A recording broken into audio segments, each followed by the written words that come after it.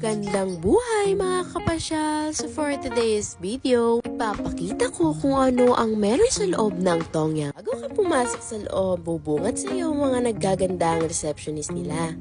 Sila ang mga nag-entertain sa mga guests. Tatanungin nila ang mga details nyo or kung mag-a-avail kayo ng promo. Sir nga pala ang manager ng Tongyang dito sa BGC. Samahan nyo kung ikutin ang loob ng Tongyang. Kung nakikita nyo, napakaraming pulang decorations. Dahil nalalapit na ang Chinese New Year. Pasok mo sa main entrance, unang makikita mo ang pastry station. Sa left side, makikita mo ang coffee station. Kasama na rin dito ang mga maki at mga fresh fruits. Siya ang pastry chef dito.